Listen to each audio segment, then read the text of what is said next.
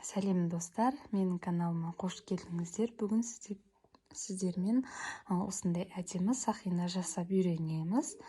Яғни әдемі сақина тоқып бірге жасайтын боламыз. Өте сәнді, қазіргі таңдағы сәнді сақиналардың бірі десек болады. Байқасаңыздар, мен бұл сақинаны жалпақ қылып тоқыдым.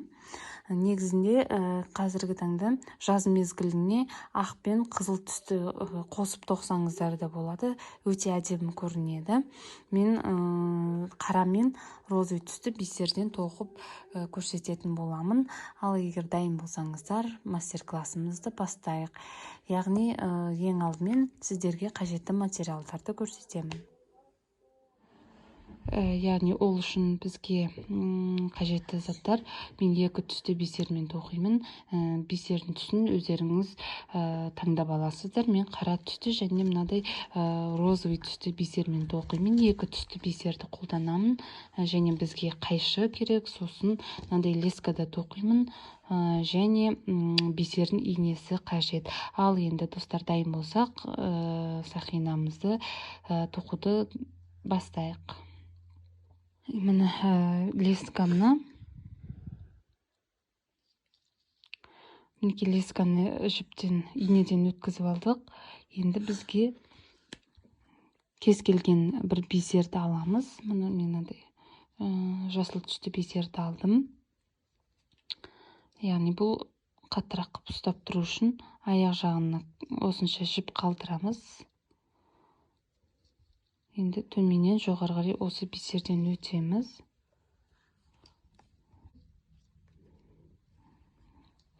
Мына осындай болып шығады. Ал енді бізге ең алдымен көбіне бізге қара бисер көп қолданамыз. Енді бірінші қатарды бастаймыз. Ол үшін бізге 8 қара бисерді аламыз. 8 қара бисерді алдық. Осылайынан төменге қарай тартамызды. Енді осылайынан қойып аламыз, яғни төмен қаратып. Енді біз екінші қатарды бастаймыз. Ол үшін 4 қара бисер алып өтеміз. Қатарынан бір-бірден, яғни бір қара бисер аламыз. Мына жерде бірінші қара бисерден тастап кетеміз де, екінші қара бисерден жоғары қарай шығамыз.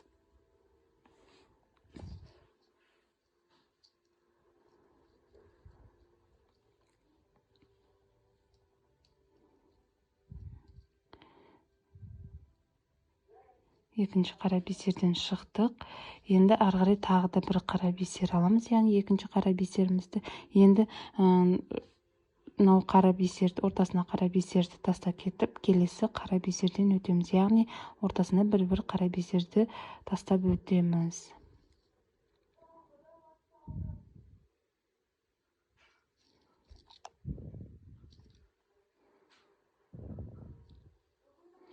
Енді ары қарай тағы жалғастырамыз. Енді үшінші қара бисерімізді аламыз да, ортада бір қара бисерді тастап кетіп, екінші жоғарыдағы қара бисерден өткіземіз.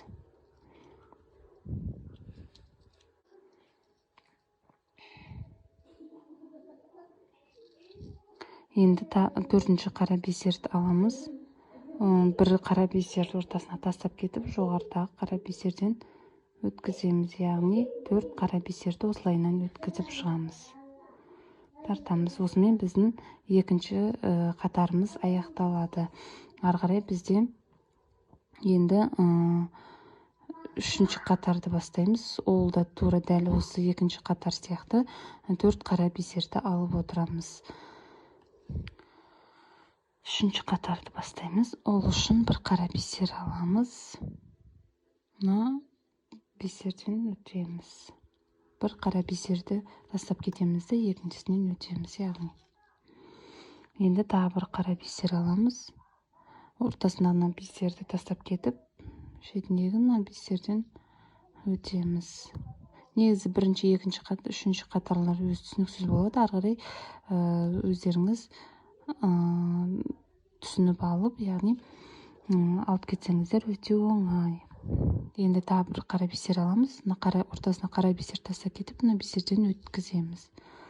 Енді тағы да 4-ші қара бисерді аламыз. Ортасына бисерді тастап кетеміз. Мына қара бисерден төменге қарай шығамыз. Осымен 3-ші қатар бізде аяқталады. Енді 4-ші қатар дәл осылай 4 қара бисерден бір-бірден алып өтеміз. Яғни бір қара бисер аламыз. Мына бисерден өткіземіз. Жоғары қарай тартамыз. Енді тағы да бір қара бисер аламыз.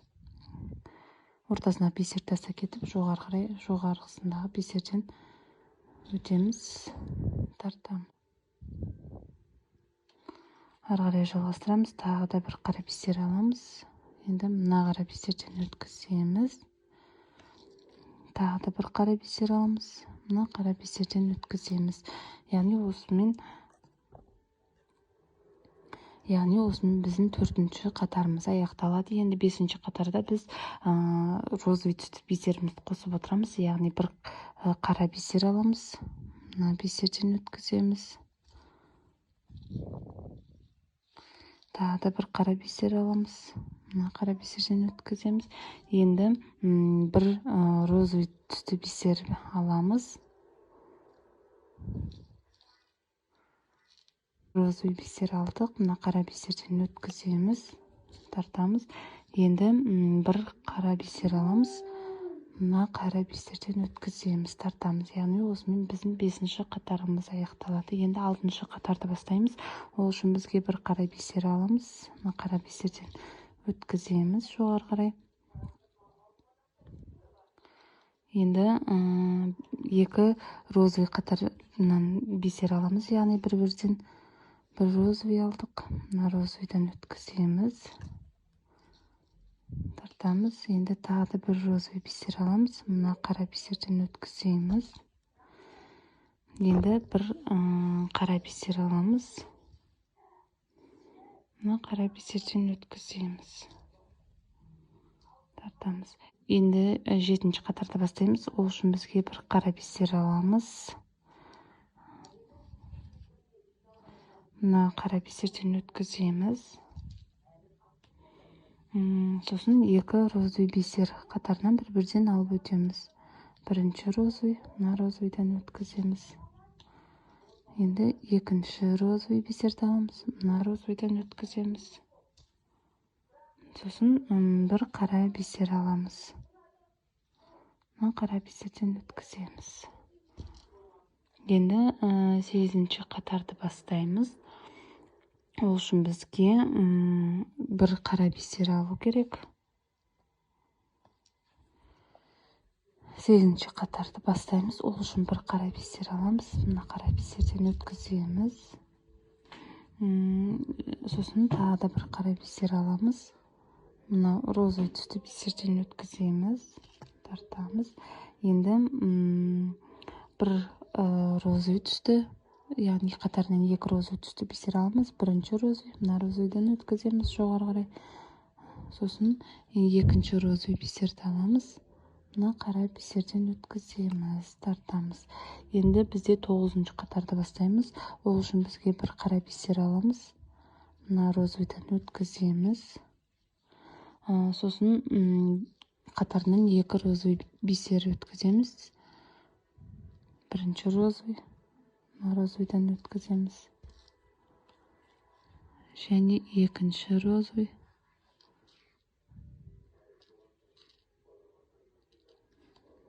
Мына қара бисерден өткіземіз. Сосын бір қара бисер аламыз. Мына қара бисерден өткіземіз төменге қарай.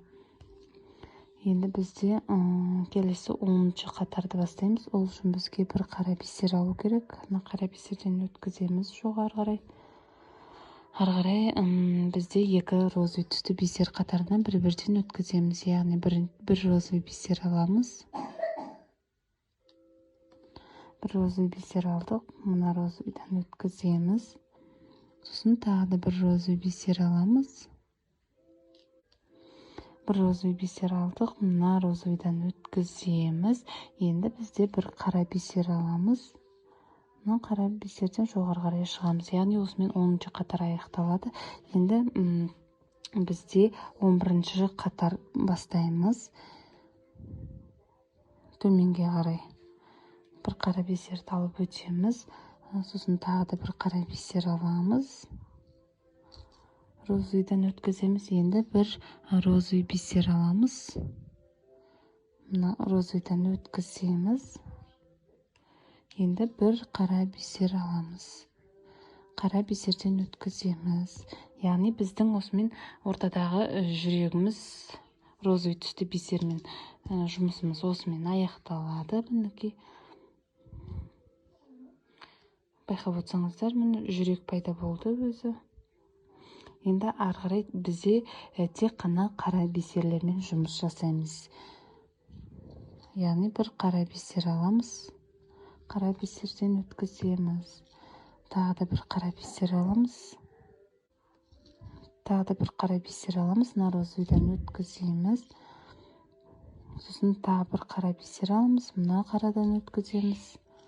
Енді бір қара бисер аламыз. Мына жоғарыда қарадан өткіземіз. Яғни достар, осылайынан саусағымызға өлшеп, ары қарай соңына дейін қара бисерді алып өтеміз. Яғни 4 қара бисерден осылайынан өткізіп шығамыз. Қолымызға өлшеп, жеткен жерінен тоқтаймыз. Ары қарай өздеріңіз жасайсыздар. Ал достар, менікі осындай болып шығады. Ұзындығы мен мынау саусаққа тағып өлшеп алдым. Мінекей өзі жетіп тұр. Сіздер де осылай өлшеп, жеткен уақытта тоқтайсыздар осылай. Мінекей осындай болып шығады. Енді қазір бір-бірін қосатын боламыз. Сіздер де осылай тоқтадыңыздар. Енді мына қарама-қарсы бетте қара бисерден өтіп, сосын мына бисерден, қара бисерден, сосын мына жақта қара бисерден осылайынан өтіп шығамыз. Яғни бір-бірін қосу үшін.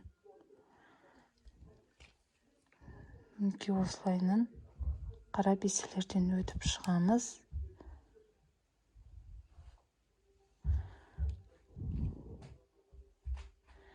Енді мына қара бисерден осылай төменнен жоғары өте саламыз.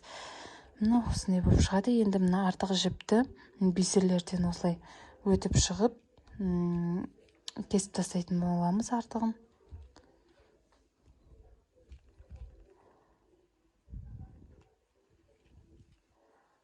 Осылай бисерлерді қалдырмай, бисерлерден өтеміз.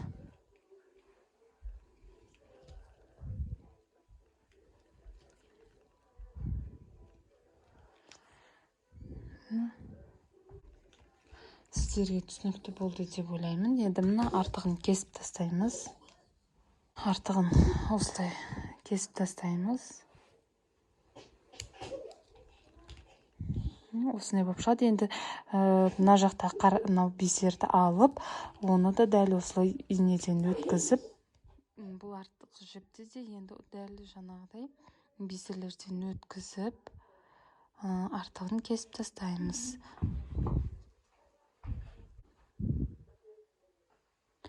Ортасынан бисер қалдырмаймыз.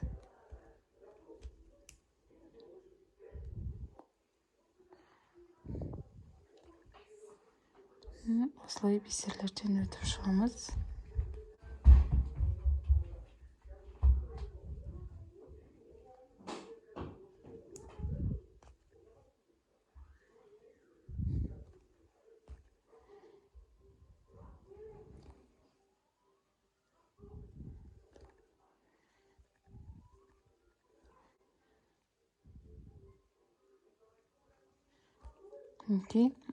Енді болды. Енді бұның да артығын кесіп тастаймыз. Бізде осындай көлемді сақина жасап шықтық. Тағып көрсетейін.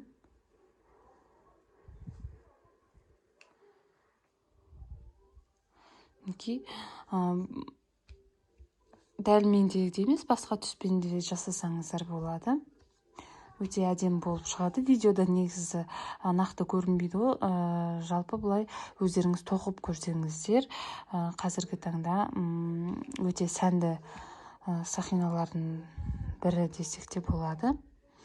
Яғни достар, енді сіздерге осы мастер-классым ұнап жатса, лайк басыңыздар, комментарий жазыңыздар, түсінбеген жерлер болса міндетті түрде жауап беремін. Және менің каналыма тіркелуді ұмытпаңыздар.